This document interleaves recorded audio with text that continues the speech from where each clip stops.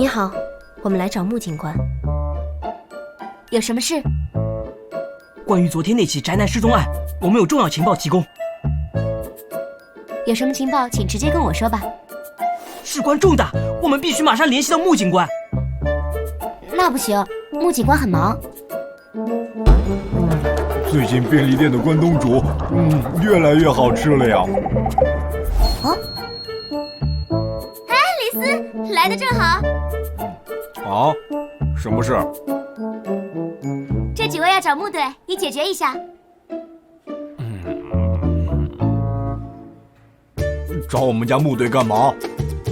别磨磨唧唧了，宅男失踪案的那个孩子现在很危险。什么？穆警官在哪儿？快带我们去见他！你们在胡说什么？我凭什么相信你们？即使那个宅男变成一具尸体，你也担得起这个责吗？这两天怎么这么倒霉？吃东西都不能好好吃。这家伙真的是警察吗？根本就是个吃货。可是木队现在在调查另一起案子，他很忙，我也不能仅凭你们的一面之词。这个送你了。哇，这不是瑞士莲限量版巧克力吗？1万个赞！还在磨磨唧唧什么？快，我带你们去见木队。真是个无节操的吃货。话说，这巧克力哪里来的？没什么，刚才穆雪送的。哦，就是给我资料的那个女学生，穆建成的侄女。我也想吃巧克力。好，下次给你买。不用了。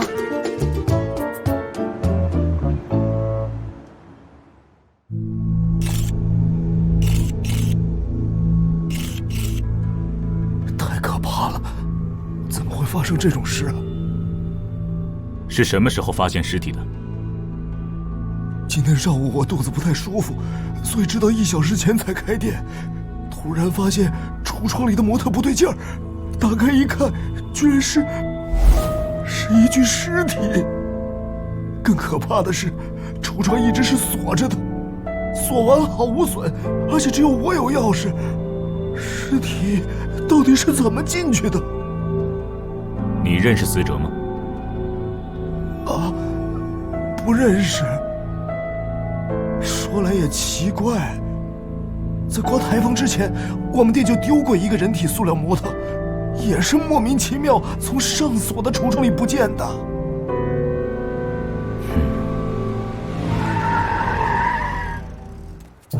木队，你来干嘛？不是让你负责寻找失踪的王栋吗？已经超过24小时喽。是这样的，关于那个案子，这2个莫名其妙的家伙说有重要的情报告诉你。嘿嘿，你带2个学生来干嘛？不知道我正在忙吗？这边可是杀人事件。如果你撒手不管的话，失踪案可能马上就要演变成杀人案了。你说什么？请你听完我的推理。小孩子玩侦探推理游戏吗？你仔细看看这张照片。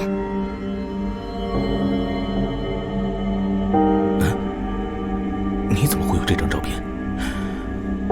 难道是穆雪那个家伙？哼，好吧，那我就听听看你这个外行有什么高见。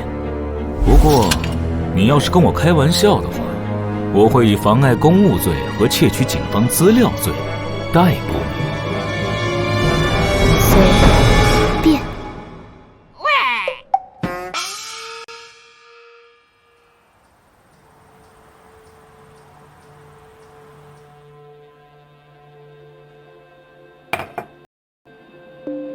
说吧，我时间不多。这里。一个可乐罐而已，有什么问题？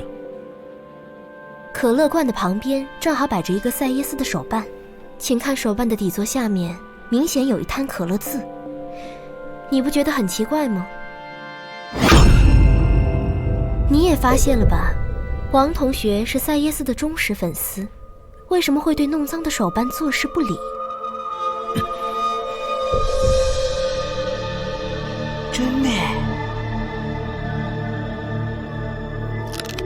可乐曾被打翻过，虽然罐子里所剩的可乐不多，但还是蔓延到了手办下面。如果说打翻可乐和扶起罐子的是王同学，那么他不可能没有发现手办被弄脏，一定会及时把可乐擦掉。但实际上，可乐渍一直在那里，因此，我们可以认为，弄翻可乐和扶起罐子的，都不是王同学自己，而是另一个人，并且，那个人打翻可乐的时候，王同学应该是在发现不了或阻止不了的状态下，比如说睡觉的时候。所以我的结论是，事发前一晚，有人趁王同学睡着的时候，闯入了他的房间，打翻了桌上的可乐罐。另外，可乐罐的位置靠书桌里侧，一般不太容易不小心碰倒。我有一个更大胆的假设，碰倒可乐罐的或许不是闯入者本人，而是王同学的脚。为什么脚会碰到桌上的可乐罐？是闯入者把王同学从床上抱起，并试图离开的时候，王同学垂下的脚正好碰倒了那个可乐罐。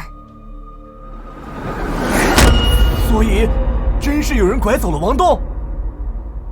恐怕闯入者也发现碰倒了可乐罐，回来布置现场的时候，随手将罐子扶了起来，但可乐只洒出来一点，他并未在意，也没有把可乐擦掉，才留下了破绽。布置现场？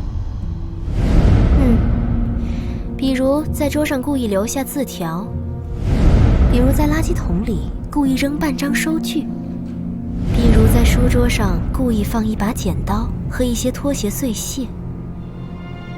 布置这一切，只是想让人以为是王同学为了找寻幻想中的赛耶斯，自己制造了被赛耶斯绑架的幻想，然后离家出走了。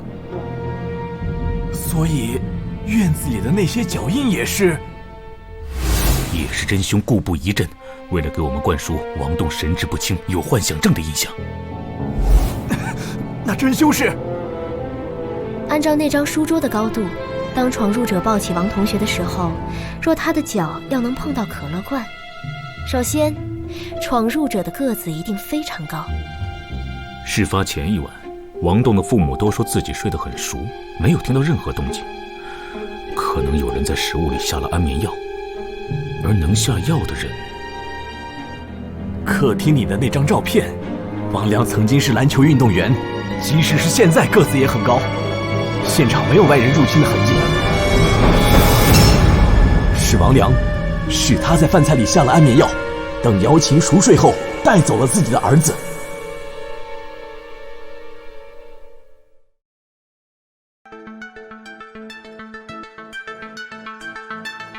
雾气里等候中，栀子花开了风，绚烂的意云重重，黑白空洞，遍地苍穹，为何的眼眸中，淋漓被谁感动？